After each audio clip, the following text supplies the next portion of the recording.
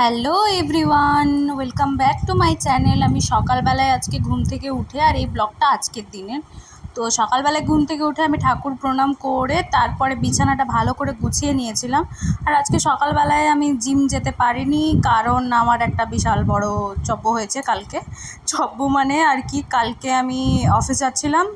তো আমার যাওয়ার সময় রোডের ওখানে সিগন্যাল দাঁড়িয়েছিল, তো রেড লাইট হয়েছিল। আমরা কি জানতাম যে রেড লাইট মানে সবাইকে দাঁড়াতে হয়, আগে যাওয়া যায় না, সাইডেও যাওয়া যায় না। তো কিছু আছে পাবলিক, বয়স্ক দাদু ঠাকুরদা, কি বলবো জানি না আমি। তো সে এসে আমার মানে সে ওই রাস্তা দিয়ে একদম বেরিয়ে যাবে যাকে বলে। তো সে মানে দাঁড়াবে না, কিছু করবে না। তো যাই হোক, সে আমার গাড়ির ওপর দিয়েই যাবে একদম, এমন ব্যাপার। সো সে আমার পা টেনে নিয়ে চলে যাচ্ছে গাড়ি নিয়ে। তো সেই হিসাবে আমার পায়ে প্রচণ্ড লেগেছে গাড়ির চাকাটা, মানে ওনার গাড়ির চাকাটা।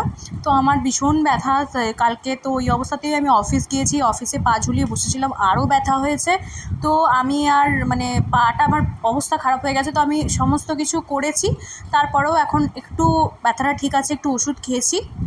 তো সকালবেলায় আজকে একটুখানি মুসলি খেতে ইচ্ছে করলো, তো সেই কারণের জন্য আমি দুধ গরম বসিয়ে দিয়েছিলাম। আর মা কিছু ড্রাই ফ্রুটস ভিজিয়ে রেখেছিলো জিম যাব বলে, কিন্তু সেগুলো তো খাওয়া হয়নি। সেই কারণের জন্য আমি ওটা কর্নফ্লেক্সের সাথে, মানে মুসলির সাথে, কর্নফ্লেক্স বলে দিয়েছি, সরি। তো মুসলির সাথে ওটাকে মিশিয়ে খেয়ে নিয়েছিলাম। মুসলিতে অলরেডি কিছু ড্রাই ফ্রুটস ছিল, বাট কী করবো, ওটা ফেলে তো দেওয়া যায় না। আর কালকে যেহেতু জিম নেই, তো বেকার নষ্ট হবে, সেই জন্য একসাথে মিশিয়ে দিয়েছিলাম। আর এই কালকের গাছটা নিয়ে এসেছিলাম, ওটাতে একটুখানি জল দিলাম, বেশি বেশি জল দেওয়ার দরকার নেই, অল্প দিলেই হয়ে যায়। তো তারপরে আমি চলে গিয়েছিলাম স্নান করতে, আর স্নান করে এসে দেখলাম যে আমার কিছু স্কিন কেয়ার প্রোডাক্ট শেষ হয়ে গিয়েছে, যার মধ্যে এই টোনারটা, এটা তো আমার মনে হয় 4র্থ নম্বর বটল চলছে, যেটা হাফ শেষ হয়ে গিয়েছে। আর এরকম কিছু কিছু জিনিস রয়েছে, যেমন এই ময়শ্চারাইজারটা, এটাও হাফ শেষ রয়েছে। তো অলরেডি আমি ব্যাকআপ প্ল্যান নিয়েই তারপরে জিনিসগুলো শেষ করি। তো আমার সানস্ক্রিনটাও মোটামুটি শেষ, কিন্তু সানস্ক্রিন অলরেডি আমার কেনা হয়ে গেছে, তো চাপ কিছু নেই। তো এগুলোকেই এখন ভালো করে মুখে মেখে নিয়ে তারপরে মা আমাকে ডাকলো যে দেখ পেপারে কি দিয়েছে। তো পেপারের সাথে একটা লঙ্কার গুঁড়ো দিয়েছে, এরকম তো জীবনে আমি কোনোদিনও দেখিনি, ফার্স্ট টাইম দেখছি। তো দেখে আমার ভীষণ ভালো লেগেছে, অনেকটাই আছে ব্যাপারটা।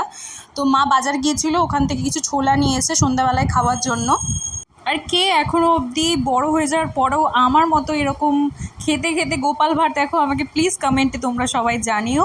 বাট বাই দ্য ওয়ে, যে মুসলিটা আমি খাচ্ছিলাম সেটা কিন্তু সত্যিই খেতে খুব ভালো ছিল, আমার তো ভীষণ ভালো লেগেছে টেস্টটা।